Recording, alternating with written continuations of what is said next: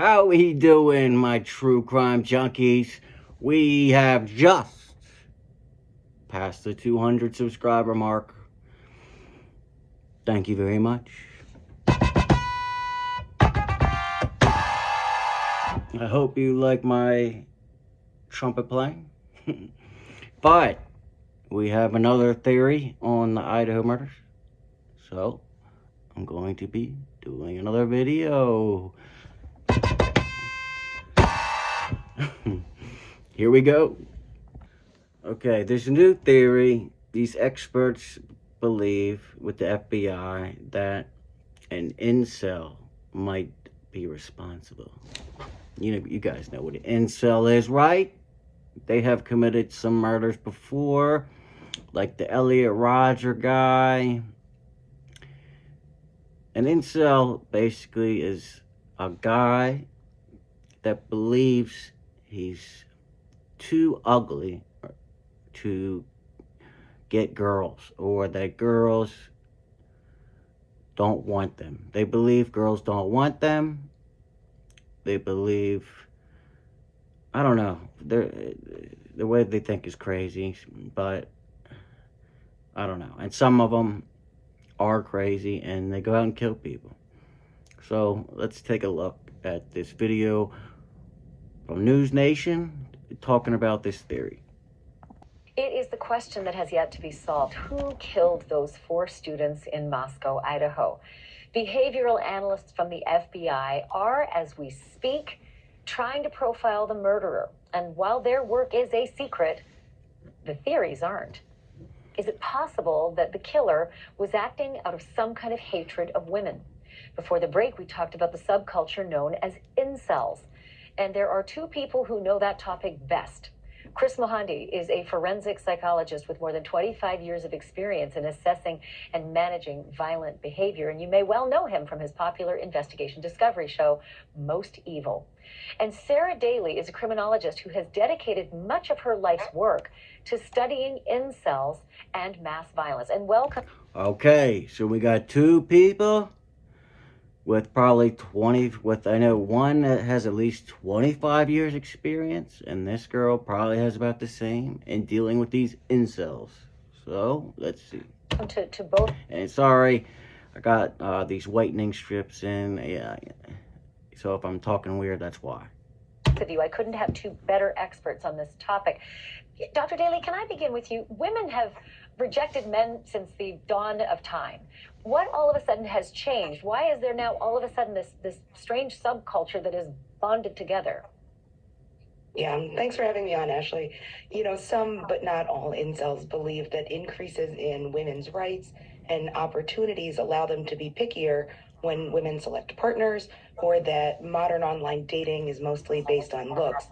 My research, though, focuses on incels' experiences, and they face these masculinity challenges, which in turn affect the way that they're treated, which is often like subhumans in their minds. You know, it affects their self-esteem and their self-worth. So these online communities can provide a sense of support for them as they find shared identity and victimization. So in my research, I've found that online interactions are the social experience for them, and they say that much of the heinous content is a bonding mechanism. So I've heard this expression, Dr. Daly, called the black pill. What's the black pill? What does that mean?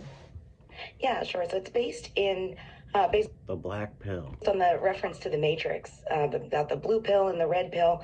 But the black pill is this notion that looks and one's appearance are the defining characteristics for your success in life, whether it's professional, whether it's platonic or romantic. So for men who are very short or who are physically unattractive, there's nothing they can do to fix it short of plastic surgery. So it's really kind of a very bleak outlook for what their future happiness looks like. Well, they should maybe go and check up. You can get plastic surgery if you're really short, right? And make you taller. Wow. What if I wanted to be 8 foot? Could I get plastic surgery for that? Beauty and the Beast, you know, on Broadway. It's a theme that has run through most people's lives as they've grown up. It's not about what you look, it's about what you're like. So, Dr. Mohandy, you are one of the... It's not about how you look, it's about what you're like. earliest, actually, to speak out and say that we shouldn't be ruling out the incel theory in the Idaho murders. Tell me why you think that. Well, you have a number of things that are reminiscent, if you will, of Isla Vista and other events. You have, several people, the victims, three attractive females, the involved male, all of whom are attractive, socially visible, very, up and coming, at the prime of their lives, participating in, what college students participate in terms of living their lives to their fullest. So that's going to evoke feelings of envy and hate among those that perceive that they're on the outs, somebody that's alienated. And I don't know how that, I guess if you're real ugly, maybe, but I don't know. If you feel that way, put a comment down. I wanna know what you think. And in that environment, that could very much be, somebody like this. It also is reminiscent of Isla Vista in that event started with a multiple stabbing at the offender's apartment. A deeply personal, hateful act, and so forth. So the context, the victimology, and the violent attack that characterizes this event made me think that's a possibility. It's not the only possibility, and I'm sure investigators are looking into it. But that was what I associated to it. And, part of a successful investigation, is keeping an open mind to a number of possibilities. And I'm sure they're looking at this and other theories. But that's kind of what I flashed to, when I saw some of the fact pattern of this case. When you mentioned the Isla Vista, that's the UC Santa Barbara case where the killer said, "I'm after the hottest sorority of UCSB." It's chilling to actually just see it in plain writing. So, Dr. Daly, what does the FBI do about this? Like, how do they track the incel community? Do they troll them online? Is there more surveillance that goes on? And particularly with a case like this, how would that research all of a sudden get very focused and change?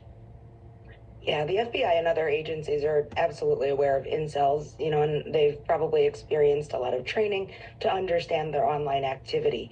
So I would suspect that when they're looking... I think most incels have something wrong, some kind of mental illness. Because, just try talking to a girl, yeah. Looking for leads and identifying suspects. They know the channels, they know the forums and the sites that they want to look for and, follow this information. If this is something they're considering, which I'm sure that they are, they have the skills and the resources to monitor these sites and hopefully be able to parse out the really extreme trolling that happens on there and any potential legitimate leads. Well, short video. What do you guys think? Do you think this incel theory has some credibility? Comment below. Hit that like and subscribe button. True Crime King, out.